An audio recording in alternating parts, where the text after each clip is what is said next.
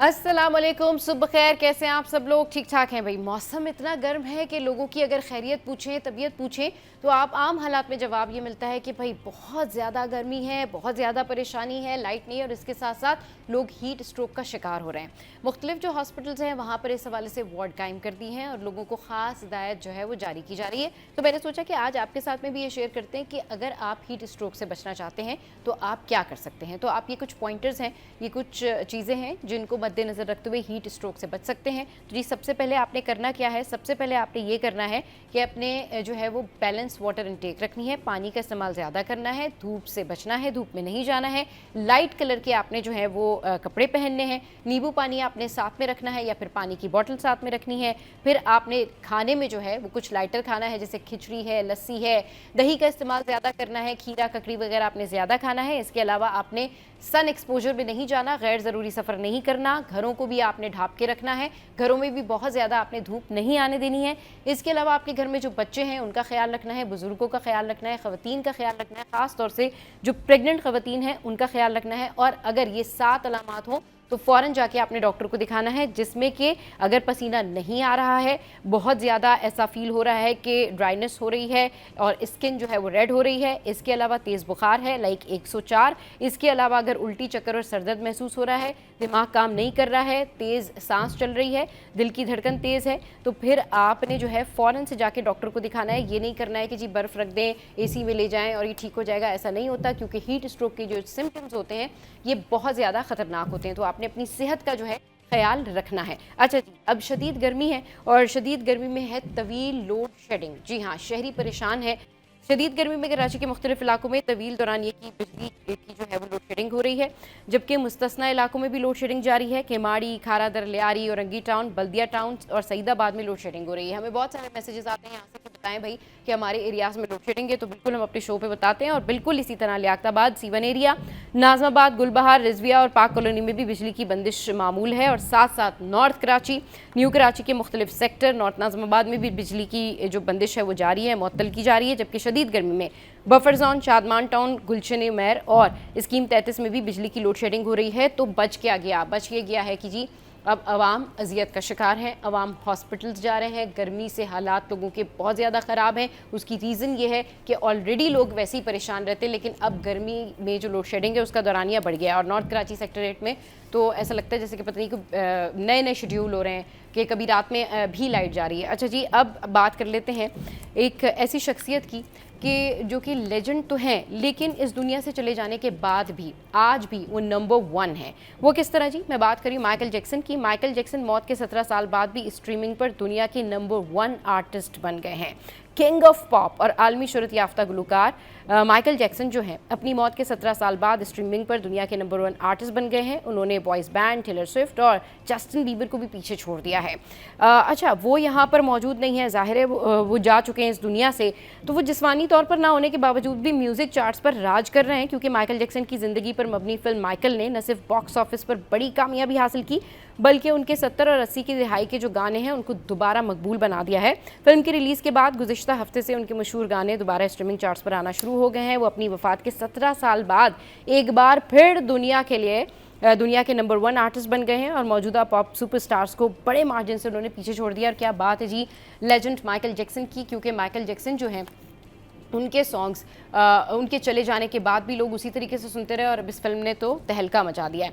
अच्छा जी, एक और ख़बर जो है वो आपके साथ में शेयर कर लेते हैं। कराची की सड़कों के हवाले से ये खबर है कि कराची की सड़कों की बहाली के लिए 6.5 अरब की मंजूरी, शहरियों को बड़ा रिलीफ मिलने का इम्कान। मुराद अली शाह की हिदायत जारी की गई है कि फ़ंड फौरी जारी किए जाएँ, सड़कों की मुरम्मत का काम तेज़ करने का फैसला किया गया है। जबकि सिंध काबीना के अहम फैसले सामने आए हैं, जिसमें तरक्याती मनसूबों के लिए अरबों रुपए मुख्तस किए जा रहे हैं। शहरी सहूलतों में इजाफा, सड़कों की बहाली, मनसूबा तेज़ी से शुरू करने की हिदायत की गई है। सिंध हुकूमत मुतारिक हो गई है। कराची की सड़कों के मसाइल हल करने के लिए बड़ा फंड जो है वो मंजूर कर लिया गया है। काबीना इजलास हुआ जिसमें अहम फैसले किए गए, तरक्याती कामों को फौरी शुरू करने का हुक्म दिया गया।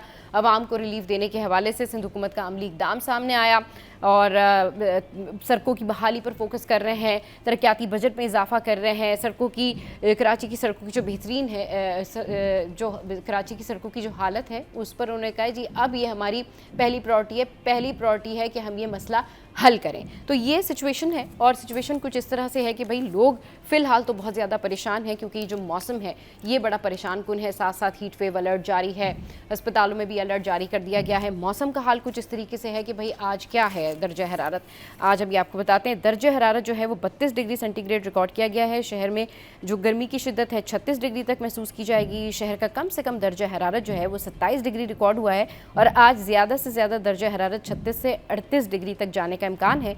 शहर में शुमाल मगरिब सिमत से हवाओं की रफ्तार 7 किलोमीटर फी घंटा रिकॉर्ड हुई है और हवा में जो नमी का तनासुब है जी वो 55% रिकॉर्ड किया गया है और कराची पाकिस्तान के आलूदा शहरों की फहरिस्त में 5वें नंबर पर मौजूद है जी। चलें जी, ये पता नहीं मसला कब हल होगा, पोल्यूशन भी है, गर्मी भी है। तो ये हो गई सारी वो खबरें जो कि हमने आपके साथ में शेयर की। ये शो में आ वक्त तो एक ब्रेक का, ब्रेक के बाद वापस आते हैं, फिर मिलवाते हैं आपको हमारे गेस्ट से और करेंगे ढेर सारी बातें।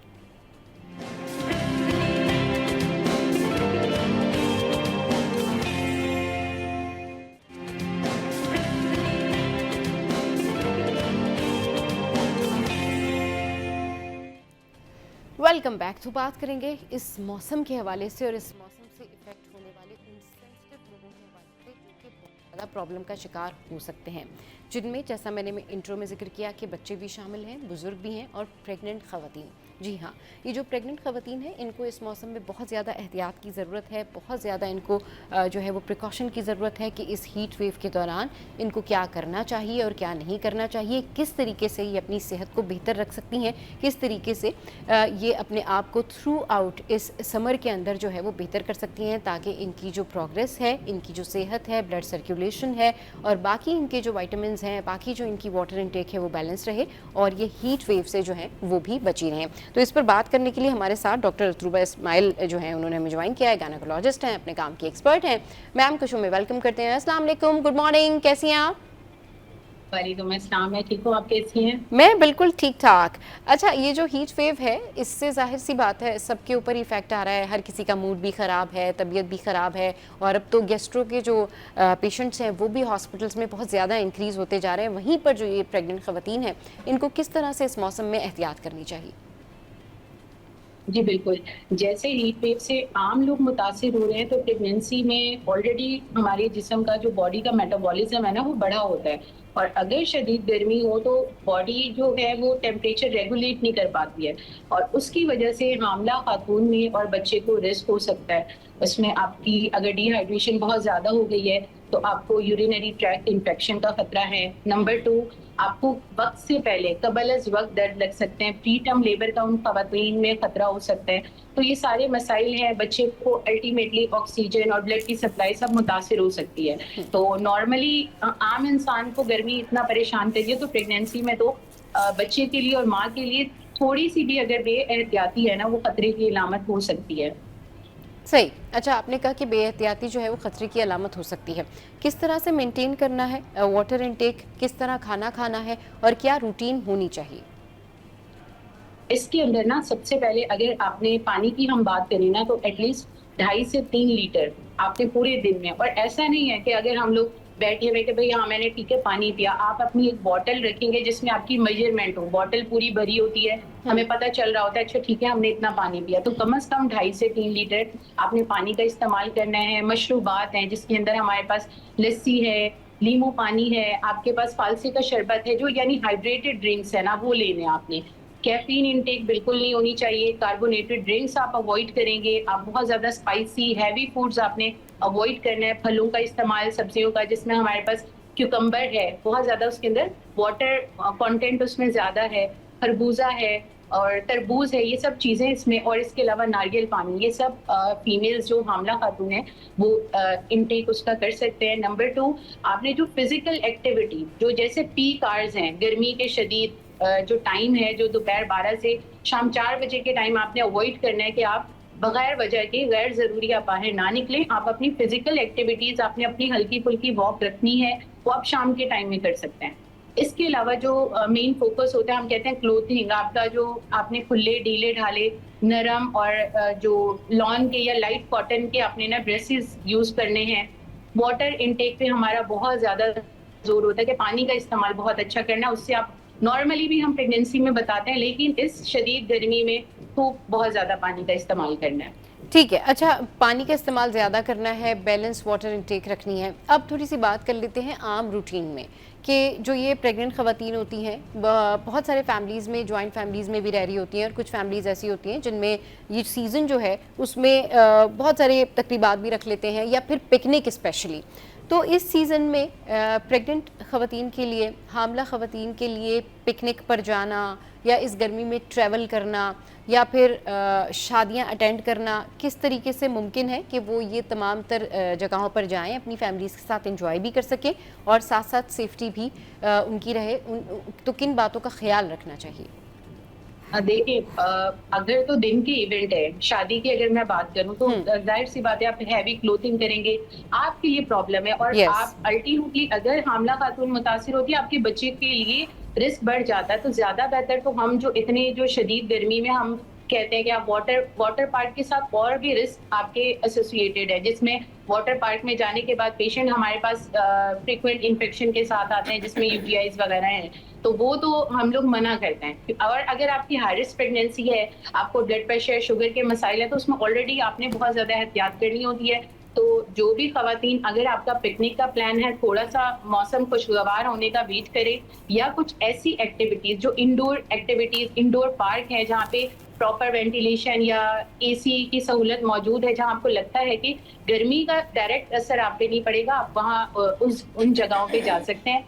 पार्क वगैरह में अवॉइड करना है। पीक आवर जो 12 से 4 वाले हैं, आप उसमें अवॉइड करें। आप शाम के टाइम में आउटिंग कर सकती हैं। मीनवाइल आपने अपनी बॉटल, आपने अपना जो वाटर इनटेक, उसमें कॉम्प्रोमाइज़ नहीं करना, वो आपने अपने साथ लेके चलना है। फ्रेश फ्रूट्स वगैरह ये सब चीज़ें लेके चलनी है। टेट्रा पैक जूसेस जो मार्केट में अवेलेबल हैं, उसमें शुगर कंटेंट बहुत ज़्यादा होता है, तो वो हम रिकमेंड नहीं करते। आपके जो फ्रेश जूसेस हैं या ओआरएस, निमकोल का पानी, ये सब चीज़ें आप साथ रख के आप ट्रैवल कर सकते हैं। आप साथ में अम्ब्रेला वगैरह, यानी आपका हेड कवर हो कि डायरेक्ट सनलाइट या डायरेक्ट हीट आपको वो ना करे, तो आपके लिए आप आराम से ट्रैवल कर सकते हैं। ठीक है, मतलब आप ये कह रही हैं कि अगर प्रेग्नेंट वुमेन, हामला ख़वातीन अगर जाना चाहें तो वो पिकनिक पर भी जा सकती हैं, वाटर पार्क भी जा सकती हैं, किसी शादी में भी जा सकती हैं, लेकिन इन एसओपीज़ के साथ जो एसओपीज़ अभी आपने बताई हैं।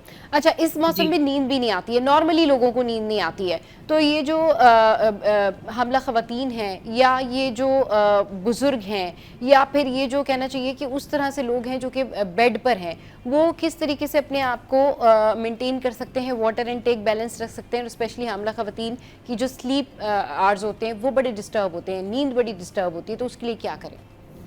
बिल्कुल, स्लीप नॉर्मली भी प्रेगनेंसी में डिस्टर्ब होती है। और जो अगर आपका last second and third trimester, last trimester चल रहा होता है, इसमें ऑलरेडी आपके बॉडी में, क्योंकि वेट इतना ज़्यादा, आपकी पूरी शिफ्टिंग हुई होती है, उसमें आपको सोने में वैसी ही प्रॉब्लम होती है। हाँ। ज़्यादातर जो प्रेग्नेंट खवातीन हैं, हम उन्हें लेफ्ट लेटरल यानी उल्टे हाथ की करवट से बता दें कि बच्चे को ब्लड की सप्लाई अच्छी रहे, आपने उस करवट में सोने। कोशिश यही होती है, या हम गाइड ये करते हैं कि वेल वेंटिलेटेड रूम हो, कि आपके पास अगर एसी की सहूलत मौजूद नहीं है, तो प्रॉपर वेंटिलेशन आपके रूम से हो रही हो, या अगर जॉइंट फैमिली सिस्टम है और एयर कंडीशन एसी की सहूलत मौजूद नहीं है, तो उसमें फैन वगैरह का यूज आप कर सकते हैं। और जैसे कि हमारे पास लोड शेडिंग आम मसला है पूरे मुल्क में, तो उसमें अगर आपके पास कोई सोलर या बैकअप आपके पास कोई मौजूद है, तो कोशिश यही करनी है कि उस जो प्रेग्नेंट खातून है या बुजुर्ग हैं, आप उनको बाकी घर वालों को कोशिश ये करनी है कि उनको गर्मी ना लगे और वो थोड़ा-सा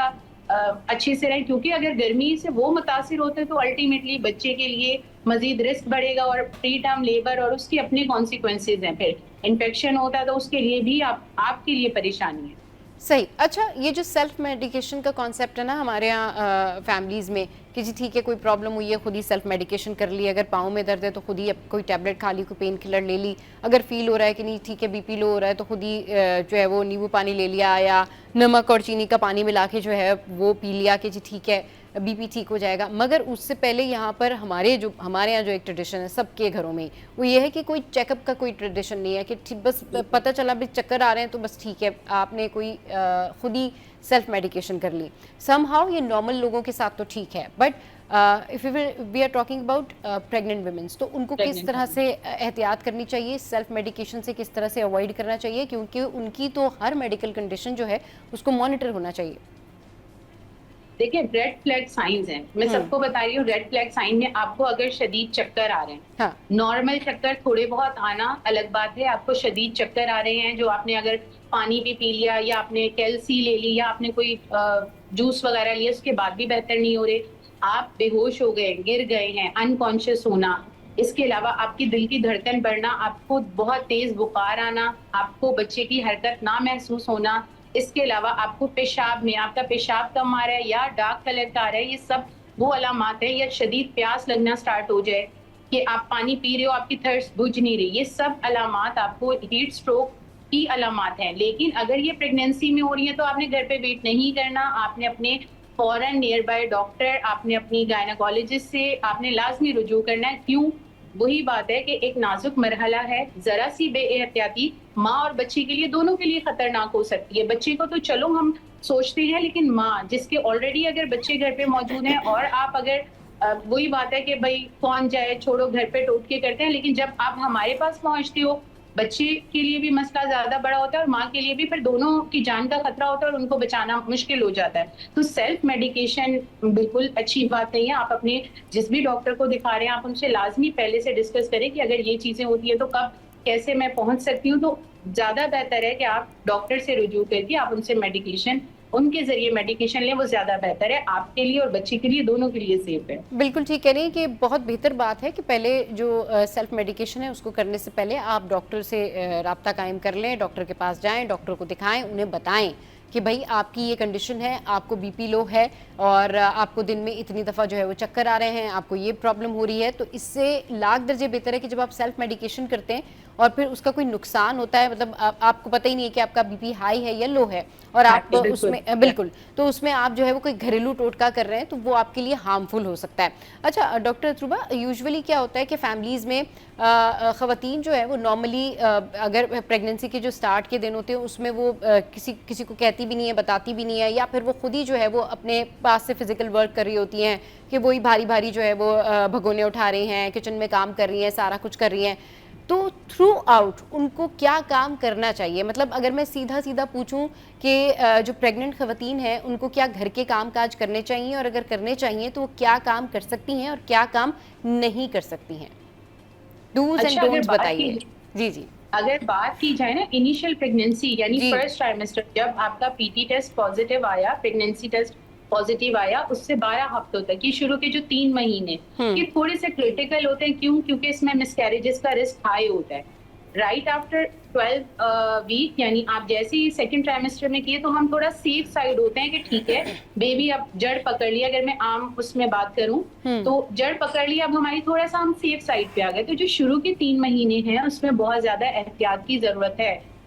नंबर 1, आपकी अगर प्रेगनेंसी टेस्ट पॉजिटिव आया, बहुत सारी फैमिलीज में ये कॉन्सेप्ट होता है कि हम डॉक्टर को ना चेक कराएं, जब थोड़ा बच्चा और बड़ा होगा या 2-3 महीने में हम जाके, शुरू में अल्ट्रासाउंड नहीं कराएंगे, बच्चे को नुकसान है। उसमें तो सबसे ज्यादा जरूरत होती है कि डॉक्टर को चेक कराया जाए और फौरन से जो फॉलिक एसिड है वो शुरू कराई जाए। जी जी बिल्कुल बिल्कुल, आपने लाजमी एक आपका इनिशियल चेकअप होना बहुत जरूरी है, जिसमें आपको फॉलिक एसिड स्टार्ट की जा सके, आपकी कंफर्मेशन की जा सके कि आया आपकी बच्चेदानी के अंदर ही हमल है। हमारे पास एक्टोपिक का रिस्क बहुत ज्यादा बढ़ गया। एक्टोपिक प्रेगनेंसी यानी हमारे जो बच्चादानी के अलावा ट्यूब या अंडेदानी में हमल होना, और फिर हमारे पास जब पेशेंट पहुंचता है या खातून पहुंचती हैं, बहुत दफा ट्यूब रप्चर के साथ भी पहुंचती हैं। तो इनिशियली आप अगर प्रेगनेंसी पॉजिटिव आती है तो आप साथ में 2 महीने बाद ही आप अपना अल्ट्रासाउंड लाजमी कराइए। उसके बाद अगर आपकी पहले मिसकैरेज, आपके 1 या 2 हमल पहले जाया हो चुके हैं, आपको तो बहुत ज्यादा एहतियात की जरूरत है। हम उसमें फिजिकल एक्टिविटी, आपका हम हस्बैंड से इंटरकोर्स अवॉइड करवाते हैं कि आपने नहीं करना, आपने स्टेयर्स की एहतियात करनी है, आपने भारी काम नहीं करना। या अगर आपको यूटीआई रह रहा है या वेजाइनल इन्फेक्शन है, उन सूरत हाल में भी हम थोड़ी सी रिस्ट्रिक्शंस करते हैं। या इससे पहले, वक्त से पहले आपके बच्चे पैदा हो चुके हैं, या आपको बच्चेदानी के मुंह पे टांका, cervical circle. Dos and don'ts बताइए, क्या काम कर सकते हैं, क्या काम नहीं कर सकते हैं डॉक्टर अथरुबा? इसके अंदर आपको जो डॉक्टर ने रिकमेंडेशन दी है, जो मेडिकेशन आपकी स्टार्ट करवाई है, आपने वो लेनी। आपने फिजिकल एक्टिविटी, जैसे आप वजन की बात करी है ना, कुछ कंडीशंस ऐसी हैं जिसमें अगर अव्वल लाल बच्चेदानी के मुंह पे है तो हम वजन उठाना अवॉइड करवाते हैं। बहुत हैवी वेट लिफ्ट तो ऑब्वियसली आपने नहीं करना, उससे आपके फिसलने का भी खतरा है हल्की या फुल्की आपके एक्सरसाइज कर बैकबोन सकते पे हैं। या पीठ पे जोर पड़ सकता है, तो वो हम अवॉइड करवाते हैं। लेकिन नॉर्मल फिजिकल एक्टिविटी, अपना काम, अपना किचन का थोड़ा बहुत काम आप कर सकते हो, वो सेफ है अगर आपकी कोई पीछे कोई बैकग्राउंड में हाई रिस्क चीज नहीं है तो। ठीक है जी, बहुत शुक्रिया डॉक्टर असरूबा, आपने अपना कीमती वक्त हमारे शो के लिए निकाला। चलिए जी, शो में यहाँ वक्त तो एक ब्रेक का, ब्रेक के बाद वापस आएंगे, फिर एक और पर्सनैलिटी से आपको मिलवाएंगे।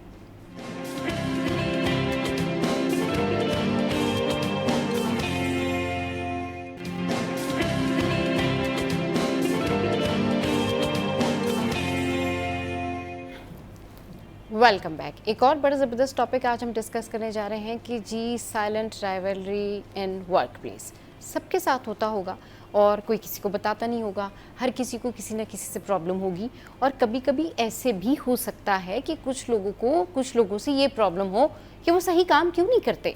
अपार्ट फ्रॉम दैट कि कुछ लोगों को ये प्रॉब्लम हो कि वो एक दूसरे के कंपैरिजन में लग जाएं या वो फिर एक दूसरे के साथ मुकाबलेबाजी में लग जाएं। मुकाबला अगर करें तो पॉजिटिव करें, और अगर आप एक टीम बन के काम कर रहे हैं तो मुकाबला बनता नहीं है, क्योंकि फिर तो आप एक टीम है, आपका मुकाबला किसी दूसरी टीम से होगा, किसी दूसरी जगह पर होगा। लेकिन अगर वर्क प्लेस पे आप साइड बाय साइड कुलीग हैं और आपकी इंडिविजुअल परफॉर्मेंस कैलकुलेट की जा रही है, तो फिर उसमें आप एक दूसरे से पॉजिटिव कंपटीशन कर सकते हैं। और कहीं ना कहीं आपके जहनों में ये होता है कि जी हमारा किसी से कोई कंपटीशन नहीं है, वी वांट कि अगला बंदा अच्छा काम करे या अगली बंदी अच्छा काम करे या अगला इंसान जो है वो इस चीज़ को ऐसे बेहतर कर ले। इस चीज़ में बहुत सारी कन्फ्यूजन चलती रहती है। सब अच्छा काम करना चाहते हैं, सब चीज़ें बेहतर करना चाहते हैं, लेकिन कहीं पर ऐसा होता है कि ये साइलेंट राइवलरी चलती रहती है और लोगों के दरमियान गलतफहमियां पैदा होती रहती हैं। तो इस पर बात करने के लिए, इस कन्फ्यूजन को कैसे दूर किया जाए, इस पर बात करने के लिए हमारे साथ फातिमा लोधी मौजूद हैं, जो कि फाउंडर डार्क इज़ डिवाइन से ताल्लुक़ रखती हैं। उनको शो में वेलकम करते हैं। अस्सलाम वालेकुम, कैसी हैं आप? ठीक ठाक? Thank you so much. I am good अल्हम्दुलिल्लाह। फातिमा, आज का टॉपिक बड़ा इंटरेस्टिंग टॉपिक है और ये मेरे ख्याल में सबके साथ ही ओवरऑल जितने भी लोग काम करते हैं, चाहे वो सलून्स में काम कर रही हों ख़वातीन, चाहे वो मल्टीनेशनल कंपनीज़ में काम कर रही हों ख़वातीन, कहीं पर भी काम कर रही हों, स्पेशली ज़्यादातर जो साइलेंट राइवलरी होती है वो ख़वातीन और ख़वातीन के दरमियान ही होती है, लेकिन कभी कभी ऑब्वियसली मेल्स भी इसका हिस्सा बन जाते हैं। तो बताइए कैसे ये कन्फ्यूजन ख़त्म की जाए, लोग आपस में बात क्यों नहीं कर लेते?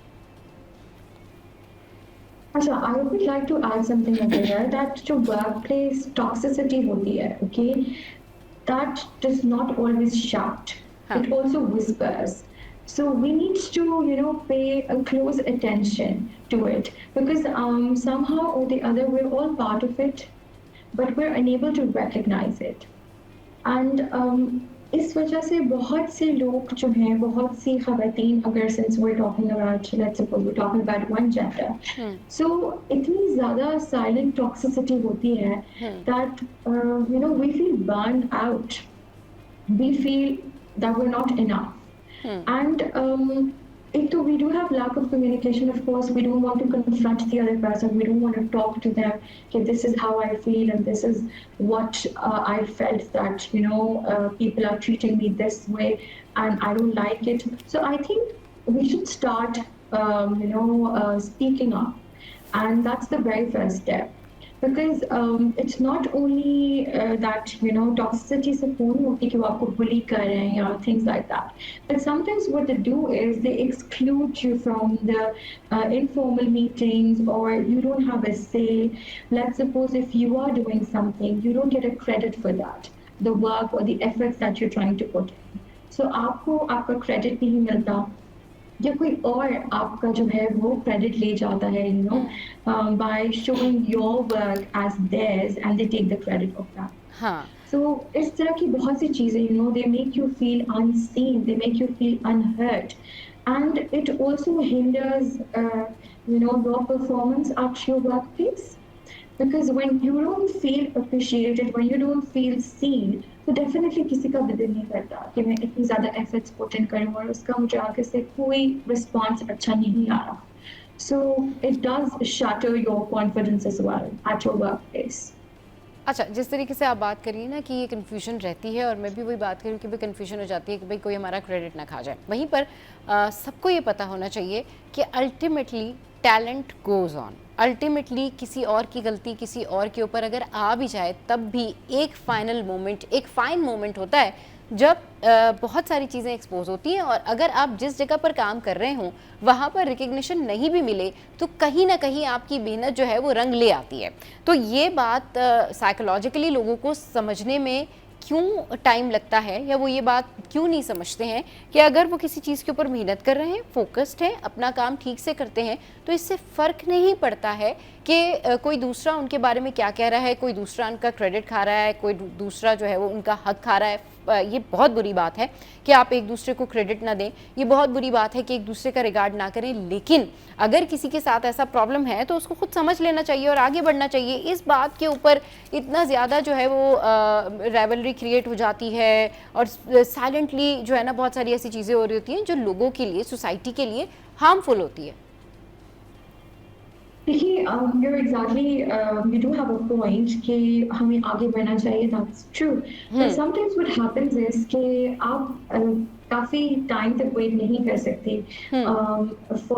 for the fruit or the hard work that you have put in. ठीक है? Imagine that you have worked for years and someone else is taking the credit. Let's suppose, I'm just giving you an example. Because देखिए, अगर आप मेहनत कर रही हैं, एक आपका प्रोजेक्ट है and you're working day and night, and someone else is taking the credit. It's not about the credit, but it's about the dedication that you have put in. ठीक है, आप डेडिकेशन के साथ काम करें तो शायद अगर आपको उसका सिला नहीं मिलता, तो next time if you are giving a different let's suppose a project, you would not give your 100%, because automatically you will have this thing in your mind that last time. हाँ, तो यही mindset, we need to change this mindset, Fatima, कि अगर आपको एक जगह पर काम करके लगता है कि नहीं मैंने बहुत डेडिकेशन के साथ में काम किया, नहीं ये प्रॉब्लम था, नेक्स्ट टाइम फिर आप उतनी डेडिकेशन के साथ अगर काम नहीं करते हैं तो सब लोगों का ये प्रॉब्लम कैसे ख़त्म किया जाए? क्या मोटिवेशन इसके एक्सपेक्ट्स हो सकते हैं कि उनके अंदर ये मोटिवेशन जो है वो कायम रहे, वो स्टैटिक रहे इस बात पे कि okay once again we have to do a great work. जी Fatima. Sorry, yes. There was some distortion. I was trying to understand. Yes. So basically, yes, you're right. We need to change the mindset of the people, of course, and we need to change our own mindsets. But again, देखिए, it's a psychological process. ठीक है? और ये human nature है, ये human psyche है कि if you are doing something, तो आपकी expectations होती हैं कि भाई you will have a wow for what you're doing. You're going to get something in return. Not in a monetary, I'm not talking about the monetary thing, I'm talking about the appreciation, some kind words. And जो बात हम basically करना चाह रहे हैं वो ये है कि there are certain. अच्छा फातिमा बिल्कुल आप बहुत ज़बरदस्त बात कर रही हैं। मैं चाहूँगी कि आप इसको उर्दू में ही बताएं ताकि हमारी जो आम आवाम है वो आपकी बात को रिलेट कर सके। जी ठीक है, बिल्कुल।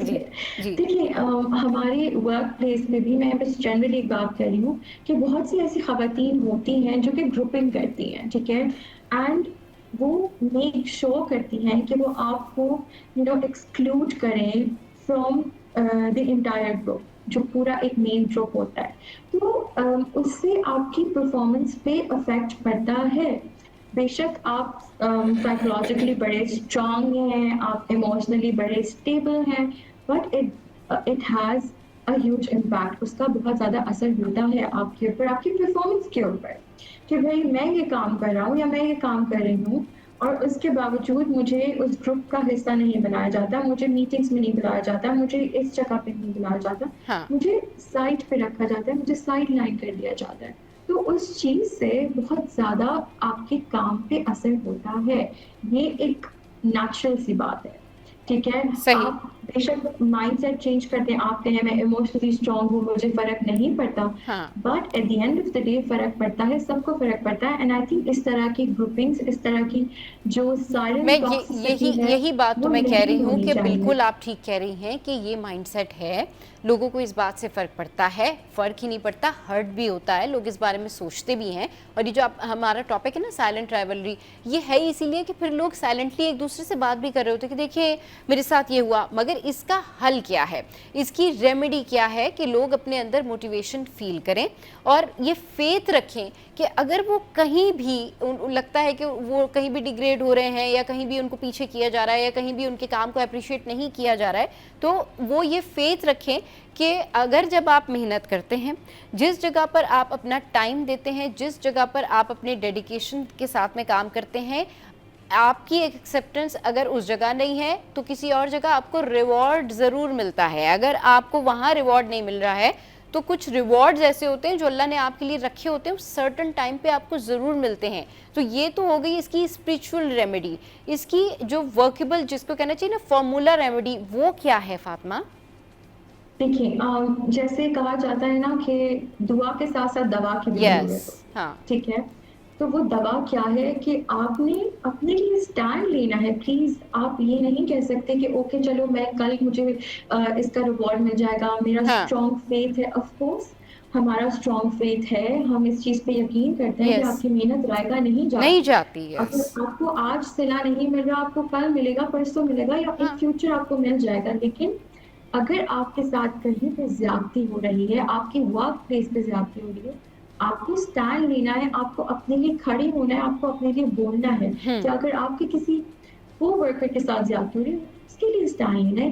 बिकॉज़ यू हैव टू, देखिए अगर हम नहीं बोलेंगे तो ये चलती जाएगी, मैं ये यही साइकिल यही ये यही चलती बात जाएगी। यहीं से कंटिन्यू करेंगे फातिमा। आप ये कह रही हैं कि स्टैंड लेना चाहिए, बिल्कुल लेना चाहिए। स्टैंड ले लिया, बता दिया, फिर भी चीज़ें नहीं आगे बढ़ रही हैं तो लोगों को तो खुद आगे बढ़ना है ना और अच्छा काम करना है। इस पर करेंगे बिल्कुल, बात एक बिल्कुल ऐसा। छोटी सी ब्रेक के बाद।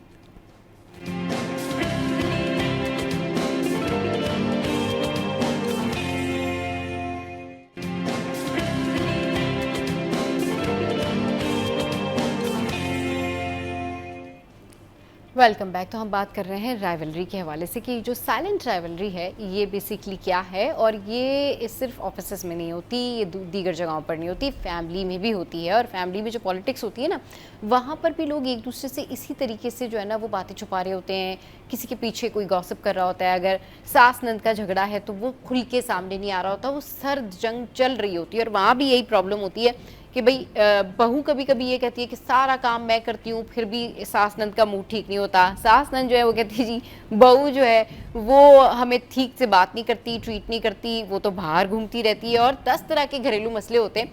लेकिन ये मसले ख़त्म कैसे किए जाएं, ये जो सर्द जंग है आपस में लोगों की, इसको कैसे जो है वो वाइंड अप किया जाए, लोग कैसे इससे बाहर आके अपने अपने कामों में जा सकते हैं, अपनी ज़िंदगी को पॉजिटिव बना सकते हैं।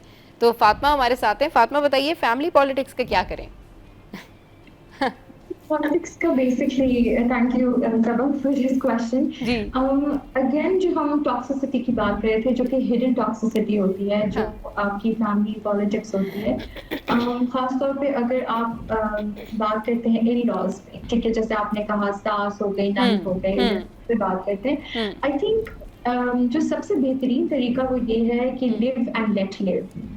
अगर हम ये रूल फॉलो करना शुरू कर दें तो हमारी ज़िंदगी आसान हो जाएगी कि जियो और जीने दो। राइट, अगर आपके भाई की शादी हो गई है और उसकी अब एक फैमिली है, उसने स्टार्ट लिया है, तो आई थिंक बहनों को चाहिए कि वो स्पेस दें भाई को, सो दैट यू नो वो एक अपनी फैमिली उसने स्टार्ट की है, वो उसमें खुशी से रह सके, या उसकी भाभी जो आई हैं, जिनकी भाभी आई हैं, उनको आप एक्सेप्ट करें, ठीक है। और ये बहुत इम्पोर्टेंट चीज़ है कि जब कोई आपके घर आता है, यू नो, अपनी फैमिली छोड़ के सारा कुछ, living everything behind, so I think थोड़ा टाइम लगता है एडजस्टमेंट में, और आपको उनको एक्सेप्ट करना चाहिए the way they are. And I think इसी तरह से आपकी bonding with the passage of time हो जाती है।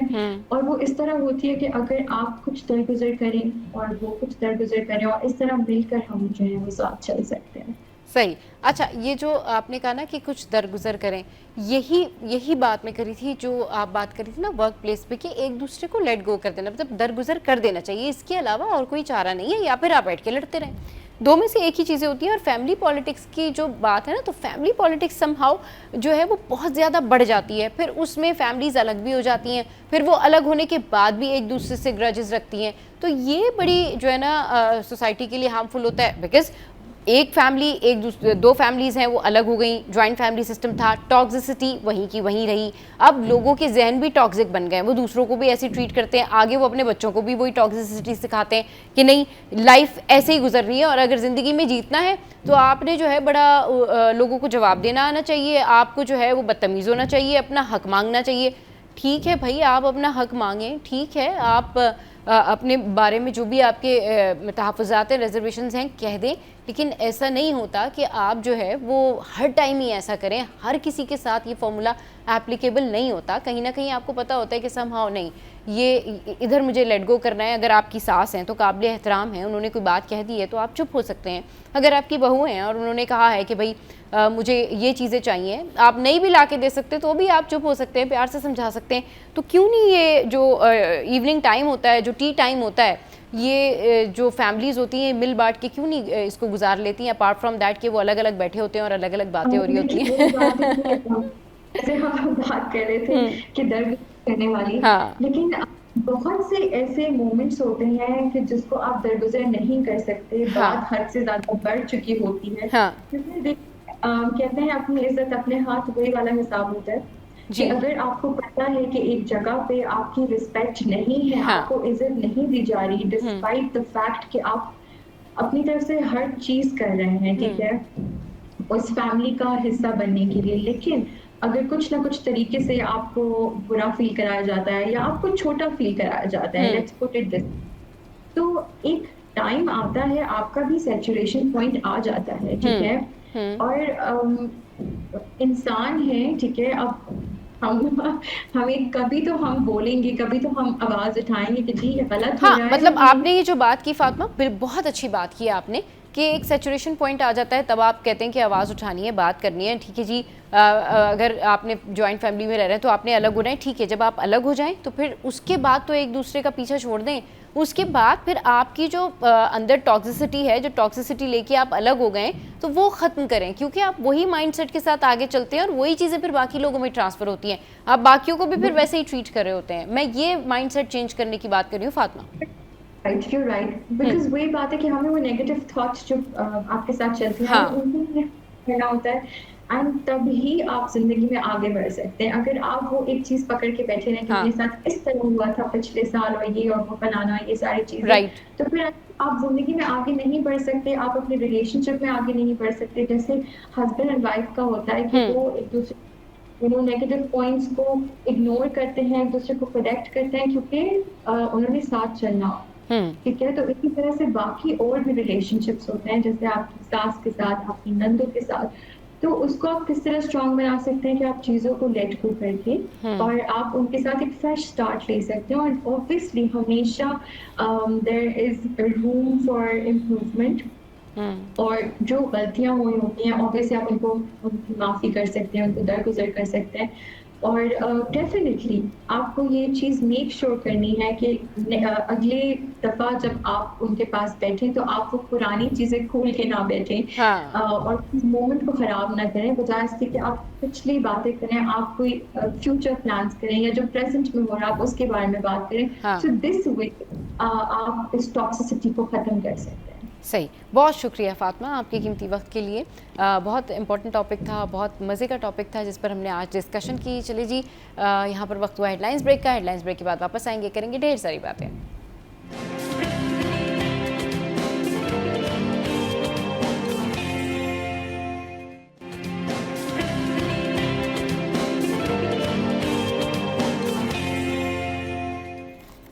Welcome back. अच्छा जनाब, अब कुछ बात करते हैं उस इशू की जिसके बारे में हमारे आपके घरों में बात होती है, और हम लोग क्या बातें कर रहे होते हैं नॉर्मली जब सब कजन्स मिलते हैं, फैमिलीज बैठी होती हैं, फ्रेंड्स बैठे होते हैं, तो जब स्किन केयर की बात आती है, अरे देखो देखो फलाने जो है वो ट्रीटमेंट करवाया है, अच्छा उसने बोटॉक्स कराया है, उसने स्किन वाइटनिंग के इंजेक्शन लगाए हैं।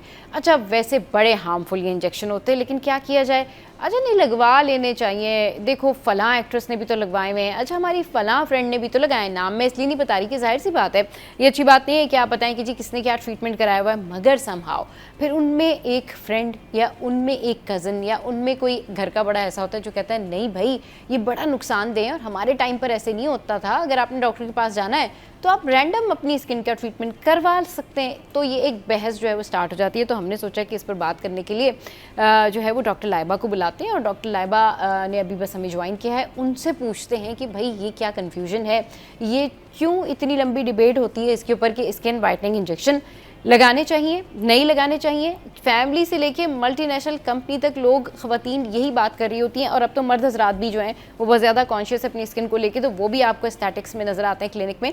तो लाइबा ने हमें ज्वाइन किया है। अस्सलाम वालेकुम लाइबा, गुड मॉर्निंग, कैसी हैं आप? गुड मॉर्निंग, अस्सलाम वालेकुम सब, आप कैसे हो? बिल्कुल ठीक ठाक। लाइबा आप दुबई में होती हैं, तो ये बताइए दुबई में भी लोग इस बारे में जी डिबेट बिल्कुल। करते हैं कि भाई स्किन वाइटनिंग इंजेक्शन लगाने चाहिए नहीं लगाने चाहिए। आज ज़रा हमारे व्यूवर्स को बताइए कि क्या वाकई लगवाने चाहिए, कि हार्मफुल तो नहीं है, या नहीं लगवाने चाहिए, रैंडम ट्रीटमेंट करवा लेना चाहिए। जी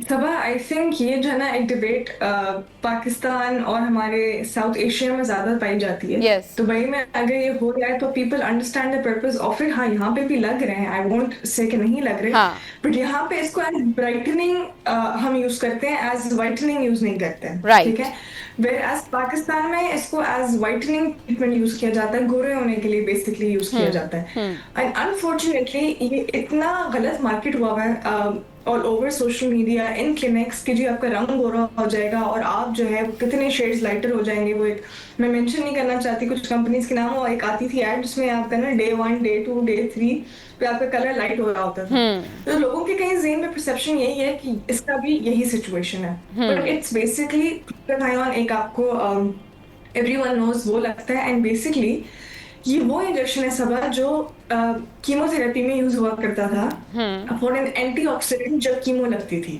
ओ राइट? गॉड, तो उस अच्छा टाइम पे उन्होंने ये देखा हाँ कि ये जो ये इंजेक्शन है जिस पेशेंट को हमने लगाया है they getting a bit better in complexion. तो वो वहां से ड्रग स्टार्ट हुआ, दिस इंजेक्शन स्टार्ट हुआ और हाँ वो अब पाकिस्तान में बुरे होने के इंजेक्शन के तौर पे यूज हो रहा है, जबकि वो इंजेक्शन बेसिकली उसका पर्पस ये था कि जब कीमोथेरेपी किसी की हो रही है तो वो क्योंकि बहुत टॉक्सिन होता है उसके लाइबा अंदर, लाइबा उस आप केमिकल कह के रही हैं कि दवाई ये के जो अंदर। केमोस होते हैं, जो केमोथेरेपी होती है उसमें ये इंजेक्शन यूज होती है और पाकिस्तान में वो स्किन वाइटनिंग के जी तौर पर यूज कर रहे हैं, तो ये तो बहुत जी डेंजरस है, ये तो अलार्मिंग है। नहीं, बट वो इसलिए यूज होते थे ताकि हाँ जो कीमोथेरेपी में जो इंजेक्शन लगता है उसको डिटॉक्सिफाई करता था बॉडी से, right, okay basically okay, cleaning purpose के लिए, ना I right? Get the point, yes. But वहां पे they saw while the chemotherapies were going on they saw better complexion coming in people. हाँ और उन्होंने कोई, आई एम श्योर किसी डॉक्टर ने किसी साइंटिस्ट ने उस वक्त बोल दिया कि we see better complexion coming in people, और वो बेटर कॉम्प्लेक्शन जो है वो साउथ एशिया में पागलों की तरह इस्तेमाल हो रहा है गोरे होने के लिए। सही, but again at the same time सब इसके साइड इफेक्ट्स भी हैं। ठीक है, लोग कहते हैं जी आप लगवा लें इसका कोई फर्क नहीं होता, ऐसा नहीं है। हाँ हमेशा जितने भी मैं क्लिनिक्स देख रही हूँ उनमें कोई एथिकल प्रैक्टिस यूं नहीं है कि आप पहले ब्लड टेस्ट कराओ कि बंदे की किडनी कैसी है, लिवर कैसा है, आया वो इन डोसेस बर्दाश्त कर भी सकता है, वो can be tolerated, because I see so many clinics हफ्ते में 3 दफा भी लगाते हैं, यू नो। तो आप is it your body is able to manage that injection in you, ये भी आपको चेक करना बहुत जरूरी है। तो हमारे पास कोई चेक एंड बैलेंस नहीं है। सही, फर्दरमोर इस इंजेक्शन के साइड इफेक्ट्स यूं हैं कि आपका बेसिकली जो मेलानिन प्रोडक्शन है, जो हमारी एक ब्लेसिंग है हमारे एशियन स्किन में, वो ये खत्म कर देता है। वो केमिकल है जो आपको बेसिकली स्किन कैंसर से प्रिवेंट करता है। ठीक है, और आपने ये देखा होगा कि जितना भी यूएस यूके ऑस्ट्रेलिया की साइड में स्किन कैंसर बहुत कॉमन है because of the skin tone. तो हमें ये ब्लेसिंग है कि हमारे पास ये है जो हमें प्रोटेक्ट करता है, बट हम ये इंजेक्शंस लगा के उसको खत्म कर देते हैं। ठीक है, सही, तो this is one fact that I wanted to tell कि ये कोई गोरा होना इससे कुछ not a purpose, the purpose was to detoxify. ठीक है। Right. जब आप डिटॉक्सिफाई होते हो, आपके टॉक्सिन्स क्लियर होते हैं, तो आपका कॉम्प्लेक्शन थोड़ा ईदर वेज बेटर होना शुरू हो जाता है।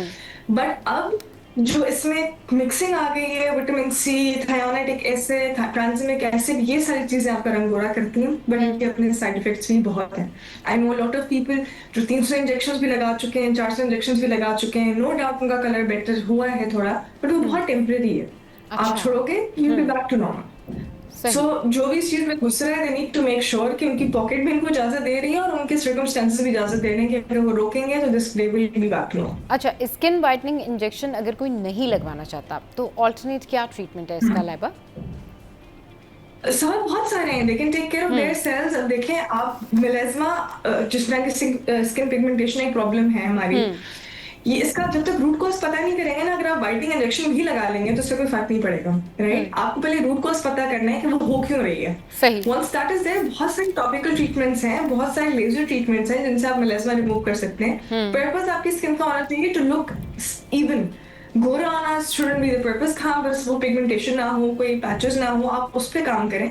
बट ये गोरे होने का कॉन्सेप्ट जो है ना, ये आई डोंट नो कब निकलेगा पाकिस्तान से। Pakistan, I would say south Asia में ये मसला है। बिल्कुल सही कह रही हैं, और पाकिस्तान में तो ये मसला ज्यादा है क्योंकि ज्यादातर लोग फोकस इस बात पर करते हैं कि भाई हमें गोरा दिखना है। हाँ बिल्कुल, खूबसूरती जो है वो सिर्फ गोरेपन में है। मतलब ऐसा नहीं है कि खूबसूरती सिर्फ गोरेपन में है, आपकी स्किन अच्छी होनी चाहिए, इससे फर्क नहीं पड़ता कि आपकी स्किन का कलर क्या है। चलिए जी, इस पर मजीद बात करते हैं और लाइबा से और जो है ट्रीटमेंट पूछते हैं, स्किन केयर के बारे में बात करेंगे छोटे से ब्रेक के बाद।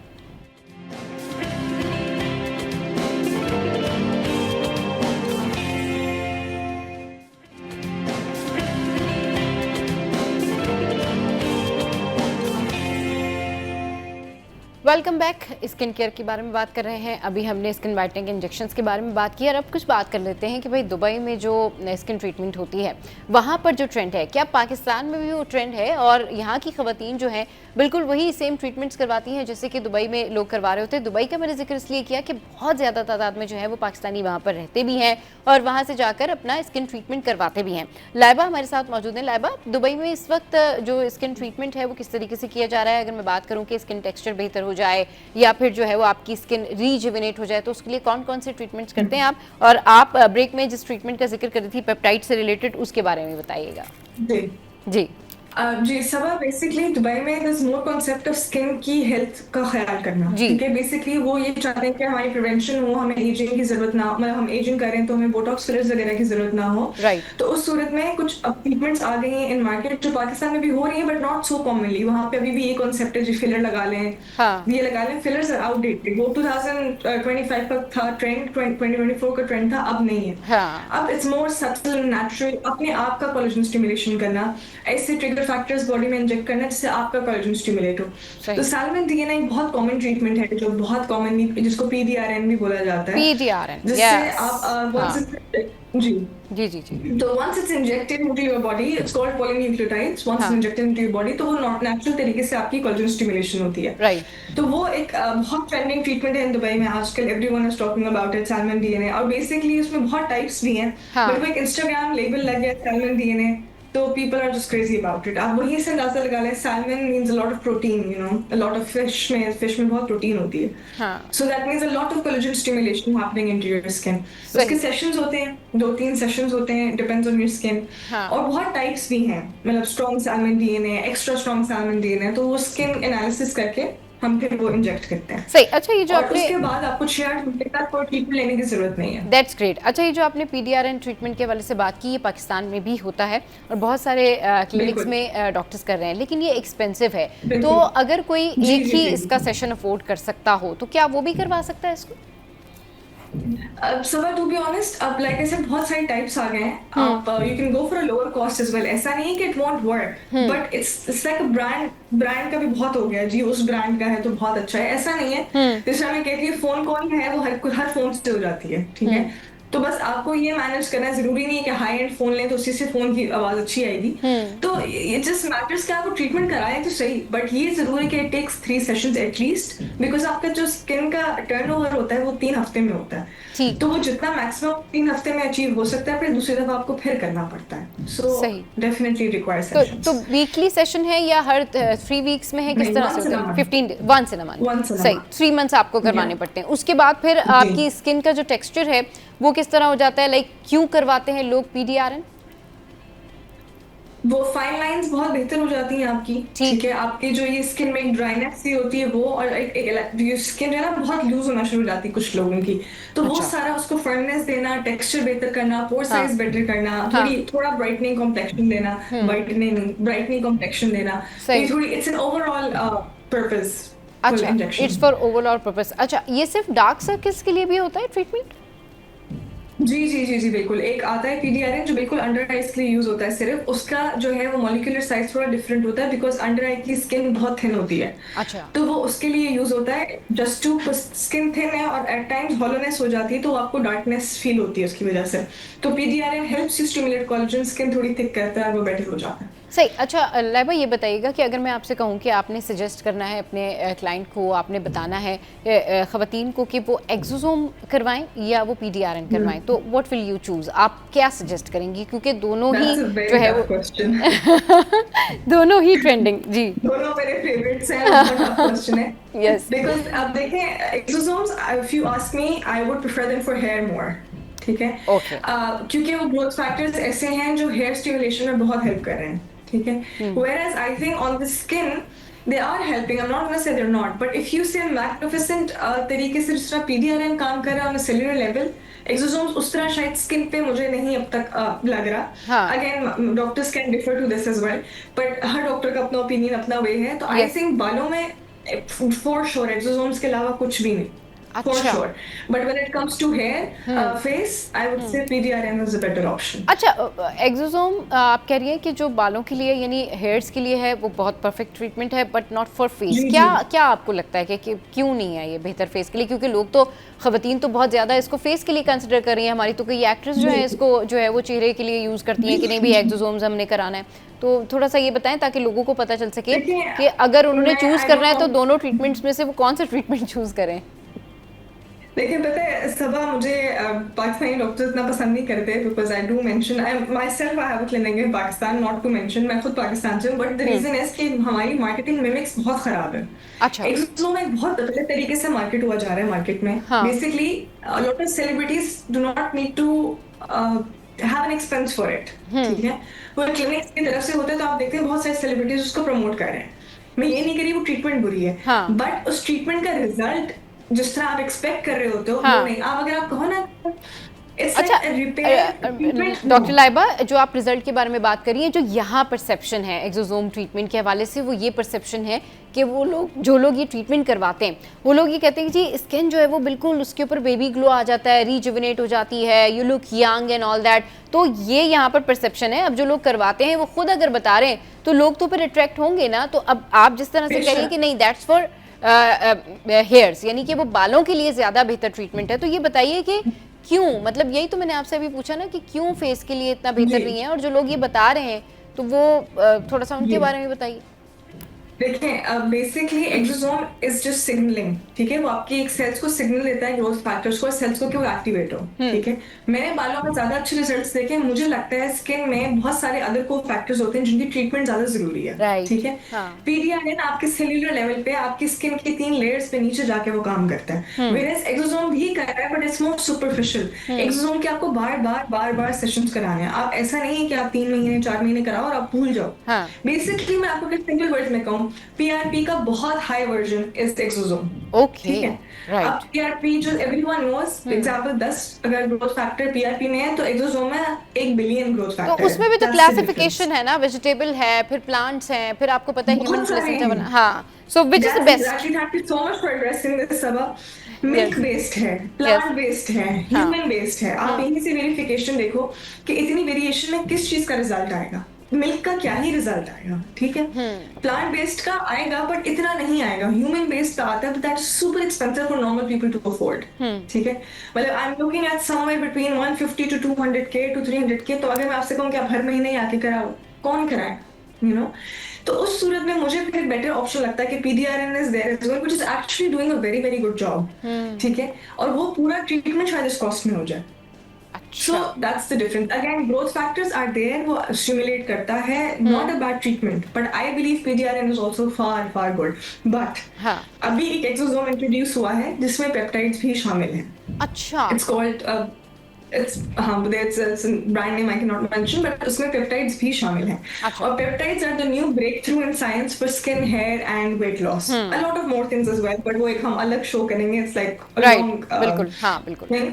नेक्स्ट तो, शो हमने इसी के ऊपर ही करना है पूरा show detail Yeah, it's actually the new thing in the market. Right तो वो जो कॉम्बिनेशन आया है that is very good. अगर अब आप मुझसे पूछेंगे अगर PDRN कराएं या फिर एक्सोसोम और पेप्टाइड कराएं तो मैं कहूँगी go for exosome and peptide. अच्छा for both But that that is an amazing treatment. Okay सही तो ये हो गए एक्सोसोम्स ये हमने बात कर ली पेप्टाइड्स के बारे में आप ही कह रही हैं कि exosome is good for hairs और पीडीआरएन जो है वो गुड फॉर स्किन और पीडीआरएन के अगर 3 सेशन हम करवा लेते हैं कोई भी करवाता है यहाँ पे तो उसको साल 6 महीने जरूरत नहीं है कि वो आगे फिर कोई ट्रीटमेंट करवाए या ट्रीटमेंट के लिए जाए राइट आप यही कह रही हैं Yes, बिल्कुल एंड आई डोंट रिकमेंड कि उसके बाद कराया भी जाए कुछ डॉक्टर्स कहते हैं देखिए बोटॉक्स आपने लगाना है वो आप लगा सकते हो पीडीआरएन लाइंस खत्म नहीं करेगा आपकी बट आपकी स्किन पे को नेचुरल नेज़ोलेबियल कवर हो जाएगा स्किन फ्रेश हो जाएगी आपको जरूरत नहीं है सही अच्छा नॉर्मली जो लोग यहाँ पर अब क्योंकि बोटॉक्स का ट्रेंड भी खत्म होता जा रहा है लाइबा तो नॉर्मली जो लोग बोटॉक्स करवाते हैं तो एडवांस बोटॉक्स में क्या कुछ है और वो क्या करवा सकते हैं और बोटॉक्स की जो मतलब कहना चाहिए कि डाउन टाइम है वो क्या है और ये कब तक मतलब 3 महीने 4 महीने जो है वो आपके फेस पे रहता है कितनी इसकी ड्यूरेबिलिटी होती है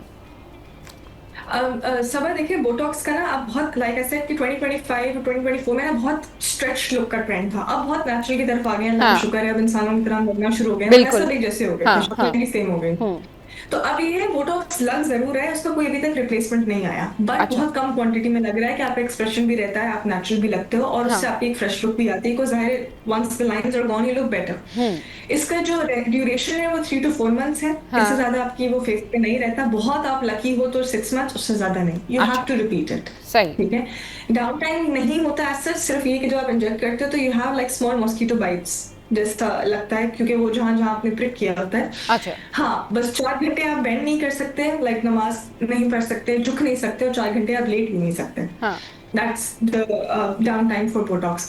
Yes, Botox बहुत पर्पस के लिए भी यूज होता है सब आप गर्मियाँ आ रही हैं तो स्वेटिंग का बहुत बड़ा इशू है ठीक है तो अंडर आर्म बोटॉक्स बहुत कॉमन अब हो गया है कि लोग अंडर आर्म में बोटॉक्स लगाते हैं यस ताकि उससे आपकी स्वेटिंग नहीं होती है फॉर 6 months.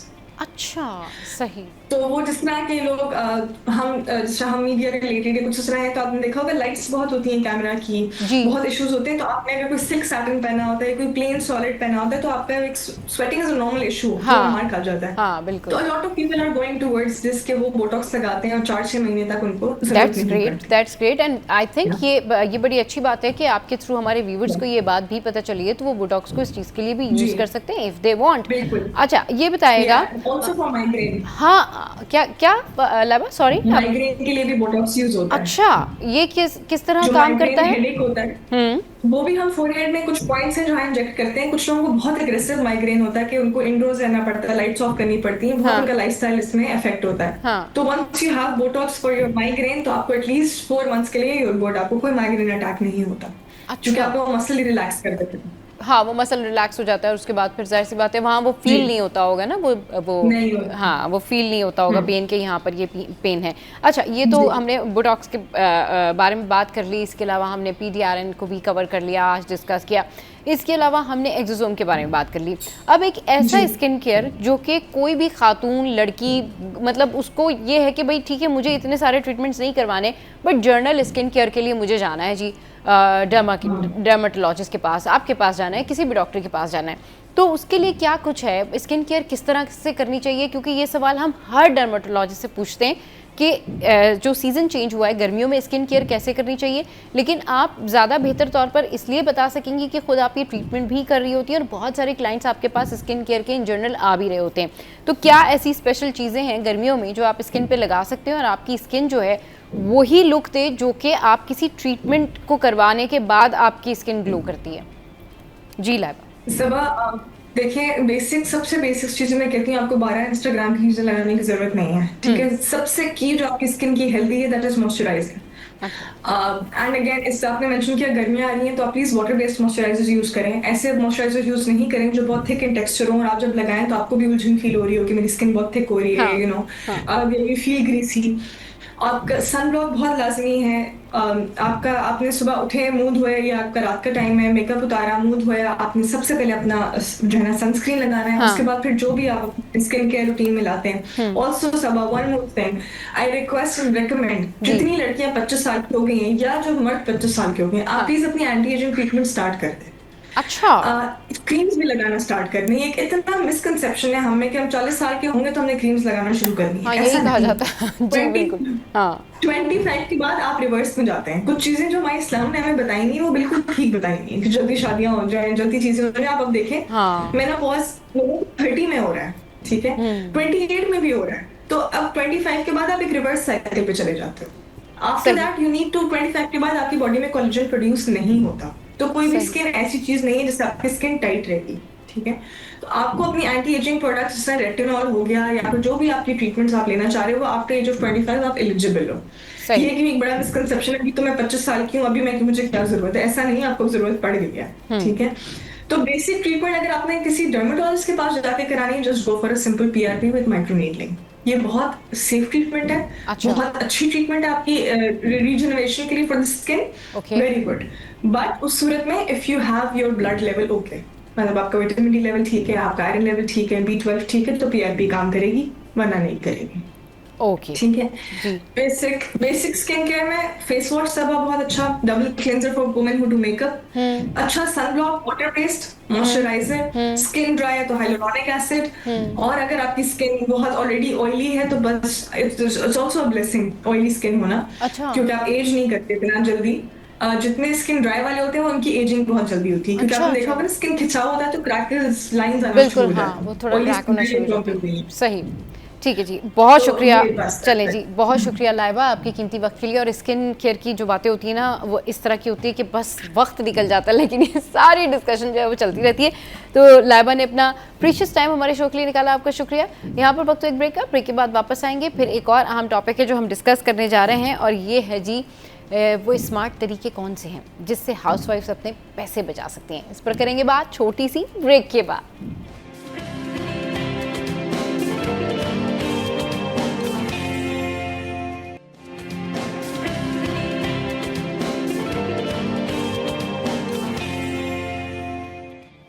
Welcome back. एक और मज़ेदार टॉपिक, बड़ा ज़बरदस्त टॉपिक, और ये है ख़वातीन से रिलेटेड। वैसे हम तो बात ही सारी ख़वातीन की करते हैं क्योंकि इस मॉर्निंग शो की जो ज़्यादातर व्यूवर्स हैं वो हमारी ख़वातीन ही तो हैं। अच्छा जी, ये बताते हैं हम आपको कि आप पैसे कैसे बचा सकते हैं। अच्छा, अब जब हम ख़वातीन की बात करते हैं तो मुझे पता है कि ज़रूर फिर लोग कहते हैं नहीं जी हम तो आपका शो भी शौक़ से देखते हैं और लड़के भी तो चाहते हैं कि वो पैसे बचा लें। तो ये शो दोनों के लिए ही है कि ये टॉपिक भी दोनों के लिए ही है कि भाई आप लोग कैसे पैसे बचा सकते हैं। लेकिन ख़वातीन क्योंकि सेविंग करती हैं, घरों में मौजूद होती हैं, तो वो कैसे पैसे बचा सकती हैं और घर में बैठ के कैसे पैसे कमा सकती हैं।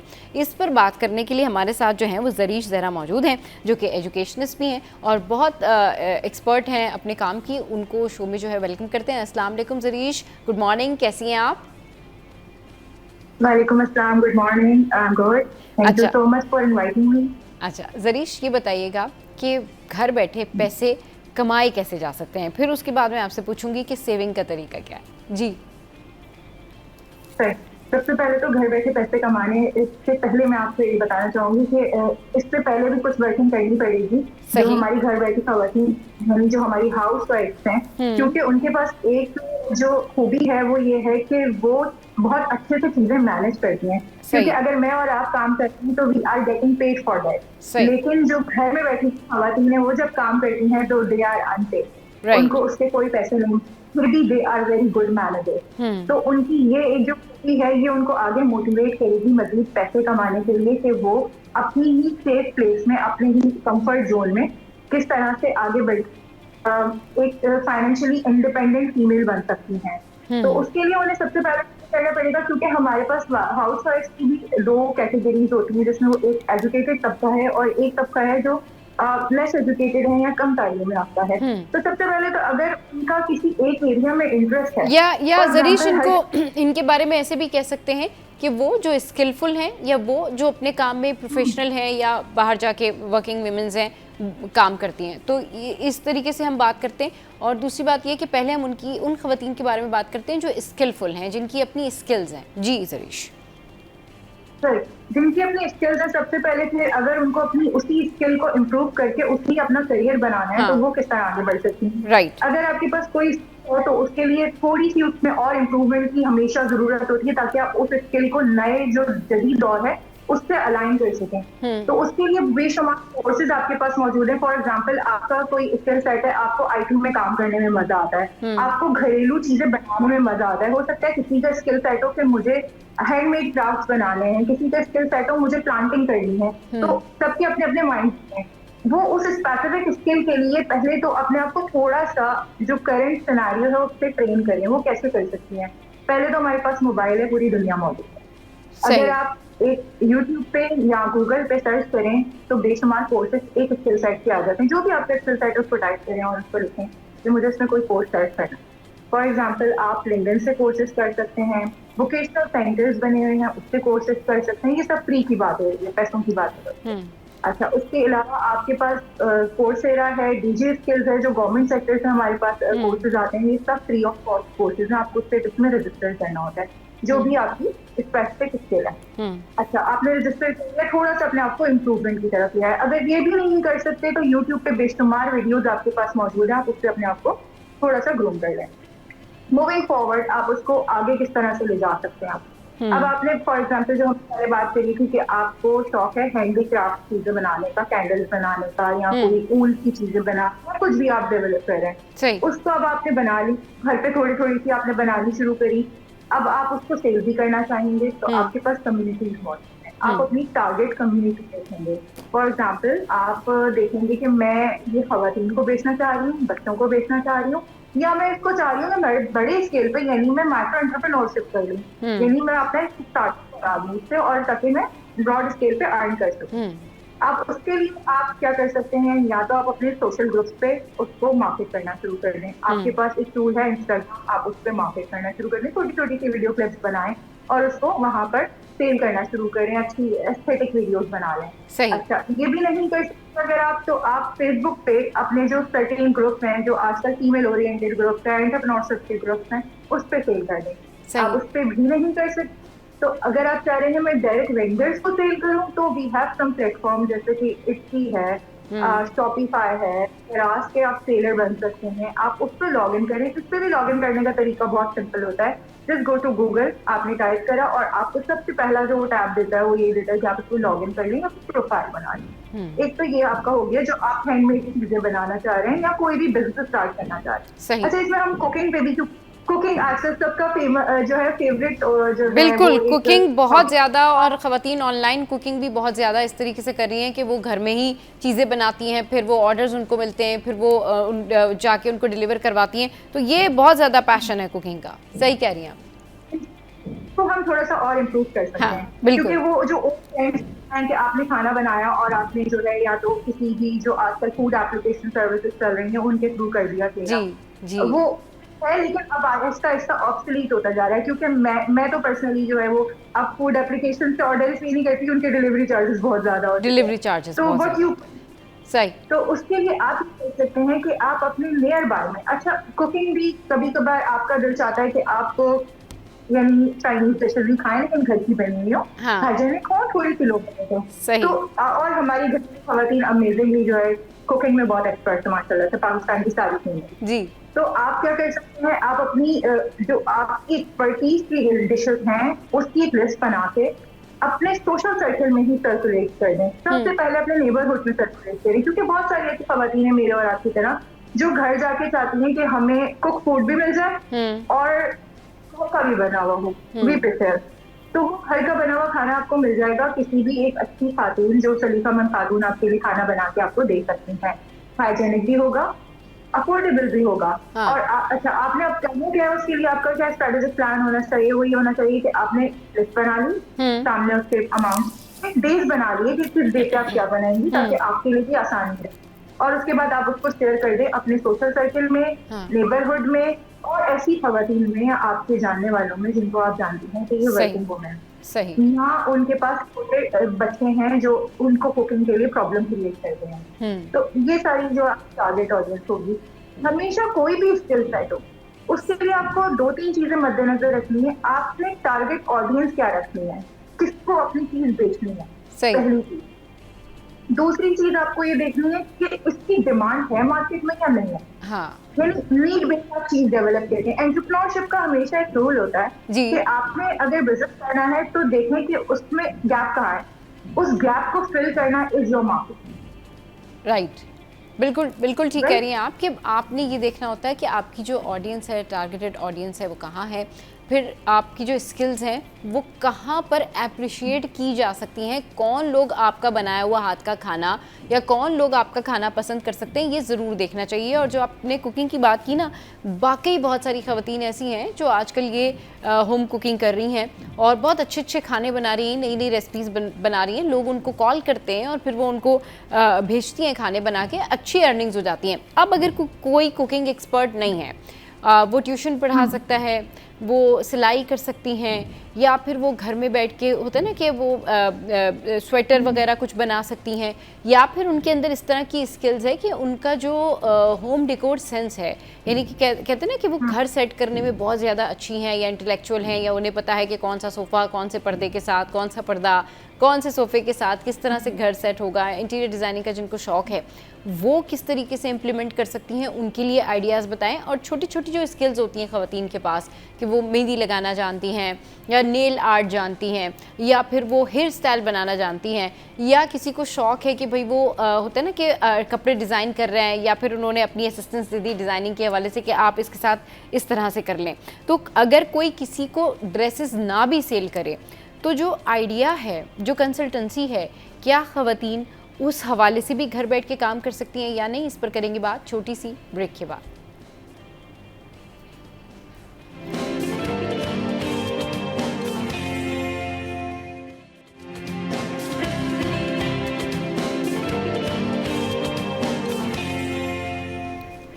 Welcome back. घर बैठे पैसे कैसे बचाएं, पैसे कैसे कमाएं, इसके ऊपर हम बात कर रहे हैं और हमारे साथ जो हैं मौजूद हैं ज़रीश, और हमें बहुत अच्छे अच्छे आइडियाज़ बता रही हैं वो कि भाई ये ख़वातीन को कर लेना चाहिए। तो ज़रीश, जिस तरह से मैं ब्रेक पे जाने से पहले बात करी थी कि जो ख़वातीन के पास स्किल्स हैं वो किस तरीके से अपना घर बैठे बिज़नेस कर सकती हैं, तो इस हवाले से बताइए कि अगर किसी के पास सिर्फ आइडियाज़ हैं तो क्या वो आइडियाज़ को लेकर कंसल्टेंसी कर सकती है, क्योंकि जाहिर सी बात है अब नहीं उसके पास इतनी रेंज है, नहीं वो जो है वो कपड़े बना के डिज़ाइन करके सेल आउट कर सकती, लेकिन उसके पास आइडियाज़ हैं, तो क्या वो अपना आइडिया सेल कर सकती है?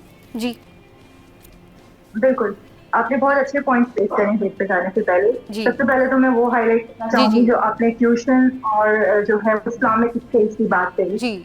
इसमें तो आप डॉलर्स कमा सकते हैं, टू बी ऑनेस्ट। वो कैसे? अगर आपकी स्किल है कि आपको कुरान पढ़ाना और अच्छे से पढ़ना आता है, मोस्टली हमारी फीमेल को जो कि आता है, या जो घर बैठे हैं वो इसमें जो है वो बच्चों को ट्रेन कर सकते हैं, तो उसके लिए हमारे पास बहुत ज्यादा पाकिस्तानी ऐसे हैं जो गैर मुल्कों में रह रहे हैं, यानी इंटरनेशनल जो है वो मूव कर चुके हैं दूसरी मुल्कों में, दूसरी कंट्रीज में, और वहाँ पर इतने आसानी से या इतने आराम से उनको जो है वो कुरान पढ़ाने वाले हैं। जैसे हमारे यहाँ तो नेबरहुड में हमें मिल जाती हैं, मदरसे हैं, मस्जिदों में लोग भेज देते हैं, तो यहाँ पर कुरान पढ़ाने की फैसिलिटी बहुत ईजी है। लेकिन अगर आप पाकिस्तान से बाहर निकलते हैं तो वहाँ पर आपके लिए भी बहुत आसान नहीं है।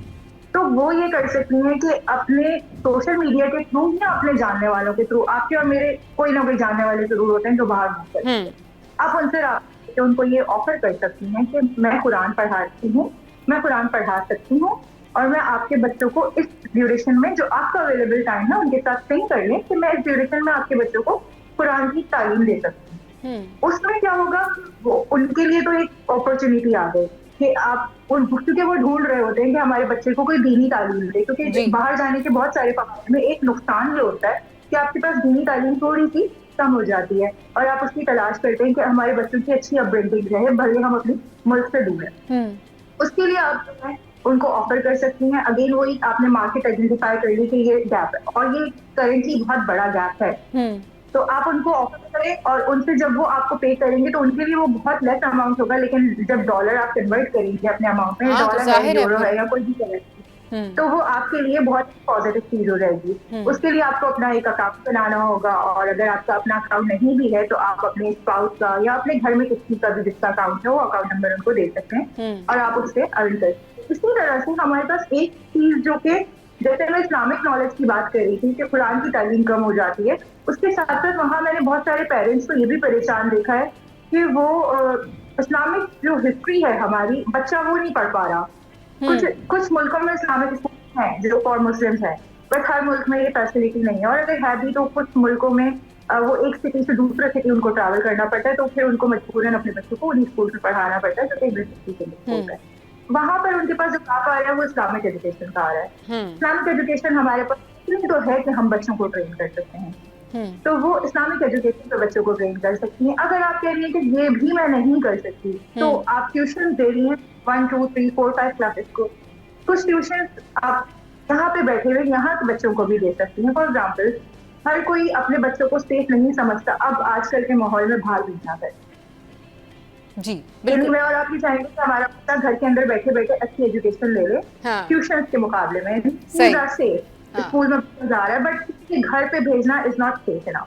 अच्छा, आजकल लोग ट्यूटर्स जो हमारे जैसे हमने पढ़ा है, ट्यूटर्स घर आते थे, आपको पढ़ा रहे और जा रहे हैं, बट अब हालात इतने खराब हो चुके हैं कि आप ट्यूटर्स से भी जो है वो ट्रस्ट नहीं कर पा रहे। हाँ, लेकिन जो एजुकेशन सिस्टम है ना, उसके हवाले से जरीश मैं ये ज़रूर कहूँगी कि फ़ाइन इनफ के ऑनलाइन क्लासेस ले सकते हैं और ट्यूशन पढ़ाई जा सकती है ऑनलाइन भी, और लोग सीखते हैं, पढ़ते हैं। मतलब ऑनलाइन बहुत ज़्यादा जो है वो सबसे ज़्यादा अगर कोई ऑनलाइन चीज़ इस्तेमाल हो रही है तो वो एजुकेशन ही है, और वो टीचर्स हैं जो कि पढ़ा रहे हैं। स्कूल्स भी काफ़ी सारे ऐसे हैं जो ऑनलाइन क्लासेस लेते हैं, लेकिन समहाउ फिर भी कभी ना कभी कहीं ना कहीं किसी सब्जेक्ट में हर 3 चैप्टर के बाद एक कोई चैप्टर ऐसा ज़रूर होता है जिसमें आपको टीचर की ज़रूरत पड़ती है, और आपको टीचर चाहिए होता है सामने, और टीचर को भी ये ज़रूरत पड़ती है कि नहीं, वो बैठ के स्टूडेंट के सामने बैठ के उससे बात करे ताकि उसके अंदर की जो इंटरेक्टिविटी है ना वो इन्हांस हो जाए।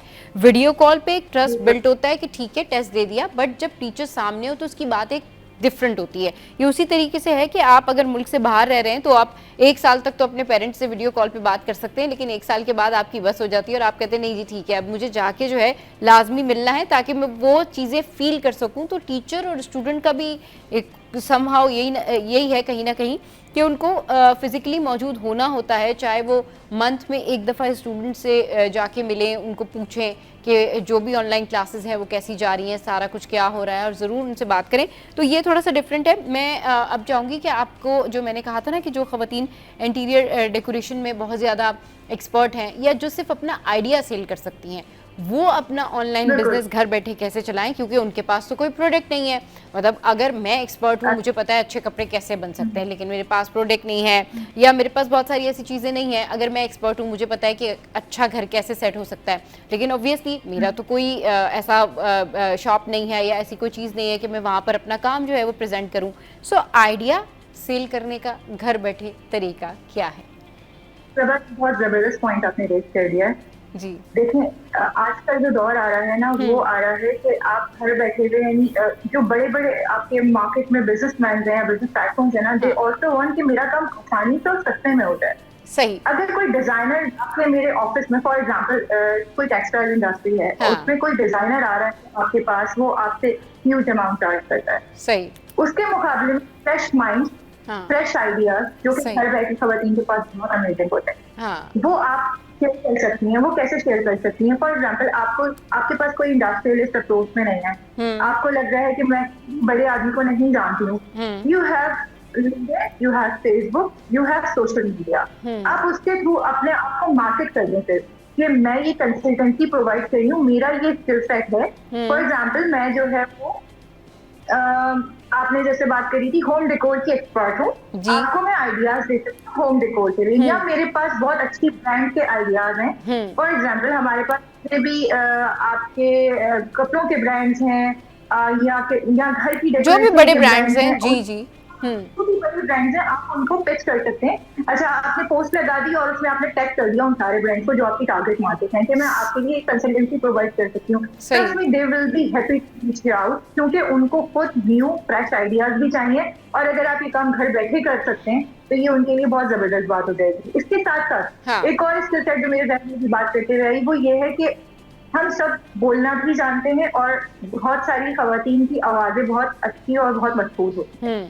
तो एक ये स्किल सेट है जो कि मार्केट में इस वक्त बहुत नीड होती है, जिसकी हम सारे एड्स देख रहे हैं, कमर्शियल्स देख रहे हैं, बहुत सारी चीजें हम सुन रहे हैं, यूट्यूब पे बहुत सारी चीजें देख रहे हैं जिसमें वॉइस ओवर रिक्वायर्ड। अगर आपकी आवाज अच्छी है या आप समझते हैं कि आप एक ठहराव के साथ बोल सकते हैं तो आप अपने आप को एक वॉइस ओवर आर्टिस्ट के तौर पे भी प्रेजेंट कर सकते हैं। मैं ऐसी बहुत सारी खवातीन को जानती हूँ जो कि मेरे साथ यूनिवर्सिटी में थी और अब वो घर पे बैठ अपना जो है वो वॉइस ओवर आर्टिस्ट का रोल प्ले कर रहे हैं, क्योंकि वो बचपन में उनको शौक था कि वो बोले और वो उनके साथ एक रिस्ट्रिक्शन थी कि वो टीवी पे नहीं आ सकती।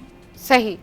तो उन्होंने अपने लिए ये एक प्रोफेशन चूज करा कि उन्होंने घर पे बैठे हुए अपना छोटे से पहले तो उन्होंने स्टार्ट किया वॉइस ओवर्स मोबाइल के साथ और जो है आप को रूम बंद करके आपने वहां बैठ के वॉइस ओवर्स करिए। लेकिन जब आप आगे बढ़ेंगे मूविंग फॉरवर्ड तो फिर आपको समझ आएगा कि आप इसके लिए क्या क्या नई जो है टेक्नोलॉजीज यूज कर सकते हैं, आप इसके लिए कौन कौन सी अपने रूम को वॉइस प्रूफ बना सकते हैं, सब कुछ कर सकते हैं। तो आप इसको भी इम्प्रूव करके अपना एक प्रोफेशन बना सकते हैं। You can even earn in dollars with this as well, क्योंकि ये हमारी इंडस्ट्री बहुत बड़ी है।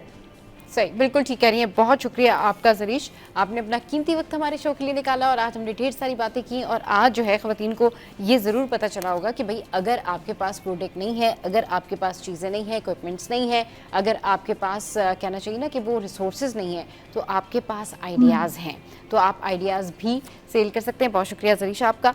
चलिए जी, आज के शो से फ़िलहाल इतना ही। आज का शो आपको कैसा लगा ये ज़रूर बताइएगा हमारी सोशल साइट पर। हंसते रहिए, मुस्कुराते रहिए। Keep watching serial 10।